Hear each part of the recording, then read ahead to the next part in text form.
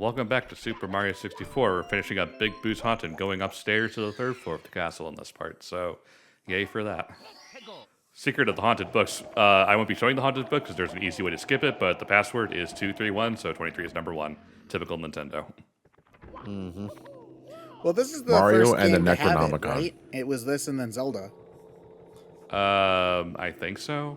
I mean, if 23 is number 1 was a pattern in earlier Nintendo games, it wasn't as obvious as it was in 64 and Ocarina of Time. It's also Because those are usually the first 2 games everybody brings up. there's also one in Pokemon Gold and Silver, I think. The switch order you have to do is 2, 3, 1. Yeah, I like those. Oh, in the Rocket Hideout? I like I those believe power so. stars that like if you know what you're doing, you can just get them in 3 seconds after entering a level. Man, people complain so much about how quick and easy some of the Mario Odyssey moons are, but oh man, in Mario Sunshine when you can get it in 2 seconds. I feel like it's Mario 64. I feel like it's a little bit more obnoxious in the 64 because you get booted out of the level 3 seconds after entering it. Yeah. Whereas in Odyssey, you just jump from moon to moon. And I mean, I never really got why people complained about there being lots of moons that are fairly easy to get in Odyssey. Maybe this was just me, but I felt like the game was still satisfying to get the main like story ones. And then there was also some easy ones for exploration. I will agree that 100%ing that game can be a pain in the ass. But Yeah, I think that's what everybody. I thought that's what the complaint stemmed from, was just complete in the game. yeah, not but just I never playing the felt game. like you had to complete the game. I Kinda felt it seems- was a lot like Breath of the Wild, where you just played as much of the game as you wanted. it kind of And seems then- like a running theme lately. How a lot of recent games have high completion thresholds, and people complain a lot about that, but I don't know. Maybe it's just because I'm used to getting to a point where I just think, okay, I'm done with this game, and I put it aside. And Yeah, I've always been more of a journey over the destination kind of player, where I would just play until I feel like I'm done playing, and if that, for the case of say Mario Odyssey, is is 100%. I did end up 100%ing Mario Odyssey because I It's felt like it was a really fun game and I wanted to keep on playing until I finished it. Well, The reward doesn't really matter so much to me, which is why the you just get a postcard thing for Sunshine was never my problem with that game. yeah, I've never bothered. I feel like you need something though to commemorate it versus. I think comparatively to 64, it was also a letdown in that way as well. Even though like 64's award, good it's not either, really, but- it's not really an award. You know, It's at least something as being able to see Yoshi. as opposed to and- like a glorified JPEG. I don't know. Yeah. I don't know. Actually, I don't really feel like it's something. To be honest, I'm saying it's better. What, 64 it's better, or Sunshine? I'm saying it's better than Sunshine's at least. is it? Is Yes. it really? How? Yes, because you get to see Yoshi, which is something you can't do. You get to see a character you haven't seen Yay. throughout the entire game, and 2, you can fly around the open area. Yay. Well, I mean, you also get the sparkly triple jump, So and it's you at least also get it's at 100 least lives. it's at least something to You do. know, Whereas Sunshine is just, hey, you get a stock JPEG of everyone just standing there. It's not even a good image. I don't know. I feel like we're To comparing. each his own, but I feel like there's more worth in 64's 100% award than Sunshine's JPEG. Okay, so you I'm know? not really one for needing an award for beating the game, but do you want to know what the best award I've ever gotten for 100%ing a game is? It's a Vanillaware game called Murmas of the Demon Blade that I played on the Wii. There is a Vita version as well, which for all intents and purposes, from what I can tell, is the better version. Yeah, all Murmas you of got Rebirth. for 100%ing that game was a very heartfelt statement of thanks from the devs that says, thank you for going out of your way to 100% this game. There's a lot there. Thank you so much. It was like a full paragraph saying thank you, and it's like, that was really heartfelt and sweet. Thanks. And I mean, the felt devs really do that good. in this game too. Yeah, that's I mean, what Yoshi all says. you get in this so- game is a thanks you so much for playing my game, though. No, the devs have a message No. from Yoshi. Yeah, Yoshi gives you the dev message. Oh, okay. I didn't With see that. spelling error and all. Yeah. Yeah, so but there were That no really spelling is. errors in Muramasa, so Then he But like fucks off and jumps off the roof. back to the issue of completion, like in recent games, like it's a recurring thing. Korok seeds, way too many moons. Crash Bandicoots joined the club by having way too many gems and relics and other relics and Just being obnoxiously hard about it. yeah, like I've even heard people complain that now the dev times exist as actual relics that you can get above platinums, and I'm like, really? I've always what are okay, all right. It's not solid under there. So Okay. I always felt like you should just play the game until you're done playing the game, you know? Like, I feel like that happens for a lot of stuff, you know? There's a lot Yeah, of games I I mean- enjoy that I never finished. I got like 600, 700 moons in Mario Odyssey, and that was enough for me. I put the game aside and moved on to something else. Didn't really feel obligated to play Toad? further.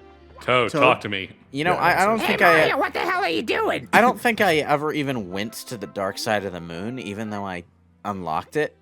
So, I'm not a fan of Pink Floyd, are you?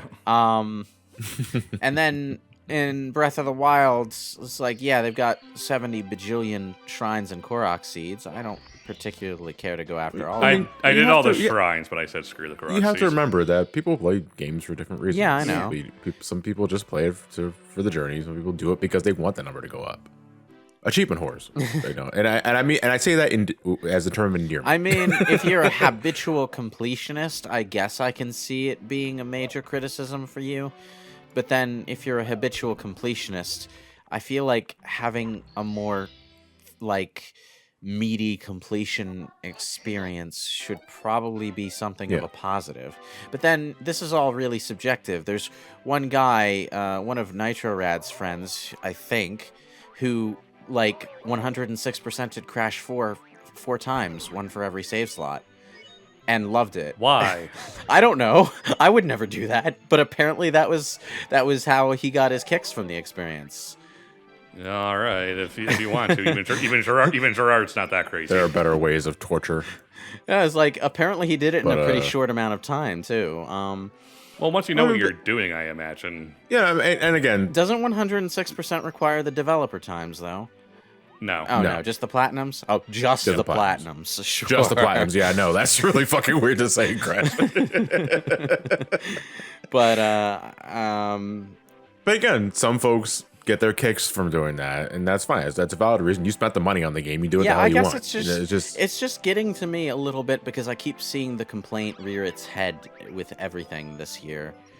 And I feel like in 10 years' time, when games stop doing that kind of completion experience again, we'll have this new wave of old school gamers who lament the absence of those hefty completion requirements. You know what in I their think? games. What I think, and we can argue this, that in today's climate where FOMO is rampant more than ever, Yes, that is games, true. the current it game, the trendy game, feels like it changes every 2 weeks. Maybe folks are angry at that. I don't want to spend too long in this game because in a couple of weeks it's going to become irrelevant, and I need to get my hands on the other game that's coming out. And that it's always been a thing. I would say that I feel like that's been less the case this specific year, just because this year is a hellscape, and I feel like people Yeah. are buying less games in general. That having They're actually been- buying more games in general. No, I would say yeah, they're that buying having- more. Games. Yeah, I mean, I was gonna say 2020, like it's been an awful year for a lot of things, but because the games industry has such a delayed turnover on products, like most of the games that came out this year were actually largely in production last year. So it's been an You amazing can also year for buy gaming. you can also buy them digitally and not have to leave your house for them. Yeah, that's Maybe it. then maybe it's because a lot of the big games this year have been not really so much these big completionist style ones. I mean, sort of. There's I mean, Animal Crossing is sort of one. No, depending Animal on how Crossing. involved If you're you gonna wanna be. 100% Animal Crossing, you are a mad person. I would say. I mean, Ghost of Tsushima is an open world game. Yeah, but Doom Eternal has tons of rewards And, you know, for doing different like, difficulties even and at stuff. the tail end of the year, there's Cyberpunk 2077, which, apart from having an awful last gen port, if you're playing on base hardware, is actually an amazing game just in terms of its base design. Just play it on PC. Well, you can't even call it last gen port though, because it's only on PS4. That was the game it was designed for. It's yeah, quote unquote designed the around. base So. the base PC version is not something we're going to get on consoles until the PlayStation 5, Xbox, the Series X port comes out in a couple months. So. Yeah, but when I think of the big games I think of when it comes to this year are stuff like Fall Guys and Among Us are two of the biggest Fall ones. Guys? Yeah, well, Fall Guys was huge. For 2 weeks. For almost all the summer. Fall Guys did take off, but it like That as soon feels as like- Among Us. Yeah, I mean, that's just because 2020 feels like it's 16 years long. All right, it was feels like- it was popular for a long time. That feels Not really. Like, that feels more like, I don't know. It was probably for like a month tops, and then Among Us blew up. 2 months. 2 months. feels We'll say like 2 months. 2 months is a good amount. It was most of the summer. That feels like calling Fortnite a big game. Fortnite is a huge game. Fortnite's Yeah, I been was gonna around for say. like 3 years. I was gonna say Fortnite It's a is really a big game. popular casual game.